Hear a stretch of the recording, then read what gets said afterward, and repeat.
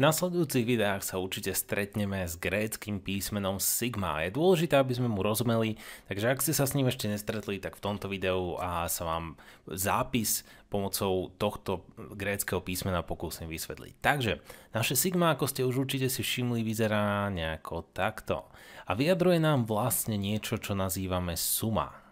Je to suma.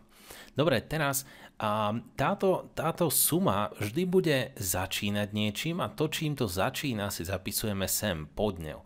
A tým, čím to končí táto naša suma, označujeme tu hore. To znamená, tu dole sa nachádza začiatok, no a hore sa nachádza koniec tejto našej sumy.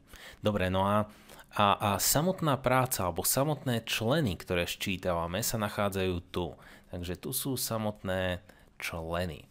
No a vždy sa pri práci so sumou vždy pracujeme s nejakým indexom.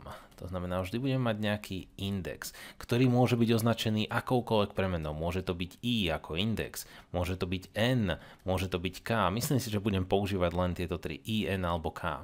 No a teraz, vždy sa v tejto časti bude náš index niekde musieť nachádzať. Povedzme, že sa bude nachádzať tu. Teda toto bude naše i. No a teraz, práve náš index nám povie, kde začíname a kde končíme. Tak povedzme, že nám index povie, že začíname na jednotke a končíme na desiatke. Myslím si, že toto je jedna z najjednoduchších súm, akú dokážem napísať. Tak si ju poďme ešte prepísať. Čiže budem mať sumu, kedy pracujeme len s našim i a začíname na jednotke a končíme na desiatke. Takže ak by som tento zápis mal rozpísať, tak ja si len poviem, dobre, idem si sčítavať, je to suma, to znamená a moje členy sa mi sčítavajú až niekam.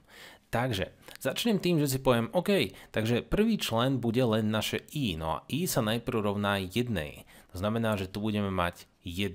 Teraz akoby pokročím trošku ďalej a naše i sa bude rovnať 2. To znamená 2. Naše i sa bude rovnať 3, i sa bude rovnať 4, až pokým sa nedostaneme k desiatke, až pokým sa i nebude rovnať 10. No a tento zápis vyjadruje to isté ako tento dlhočísny zápis.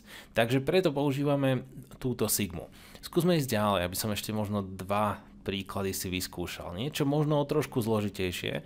Vyzeralo takto, povedzme, že začíname na jednotke a končíme na 500. A opäť ideme písať len naše i. To znamená, že budeme mať prvý člen je 1, druhý člen je 2, tretí člen je 3 a tak ďalej, až sa dostaneme po 500. A skúsme si teraz už niečo zložitejšie, s čím sa určite budeme stretávať. Takže povedzme, že naša suma je tentokrát vyjadrená opäť. Začíname jednotkou a končíme 20. A myslím si, že aby som vás nepoblietol, v knižkách väčšinou nevidíte tu hore už ten index zapísaný pomocou rovná sa. Už je tu len jednoducho jeho koniec. Čiže tu už by bol len koniec a tu už by bol len koniec a tu. Tak nepoplete sa, ak v knihe uvidíte zapísaný len číslo. Čiže začíname jednotkou a končíme napríklad desiatkou. Teraz, ako som povedal, náš index sa vždy musí nachádzať niekde tu. Vždy tam niekde musí byť, pretože to je to, čo sa bude obmieniať a bude nám vytvárať nové a nové členy, ktoré sčítavame. Tak povedzme, že tam budeme mať pi a pi krát naše i umocnené na druhu. Pi krát naše i a umocnené na druhu. Takže nezlakneme sa toho, opäť povieme si, čo bude prvý člen. Prvý člen je, keď sa i rovná 1. Takže budem mať pi krát 1 umocnené na druhu. Čomu sa to bude rovnať 1 na druhu 1, čiže toto je vlastne len naše pi. A ak budeme pokračovať ďalej, druhý člen bude pi krát i sa tentokrát stane dvojkou. Ideme o jedno ďalej, čiže pi krát 2 umocnené na druhu. Krát 2 umocnené na druhu. A vidíte, náš index sa postupne posúva, až kým sa nedostaneme k hornej hranici, ktorou je desiatka a ten posledný zápis, alebo posledný člen, ktorý budeme sčítať, bude teda pi krát naše i, ktoré bude 10 na druhu. No a to je koniec našej sumy. Takže dúfam, že som vám objasnil, čo znamená toto grécke písmeno sigma a ako s ním pracujeme.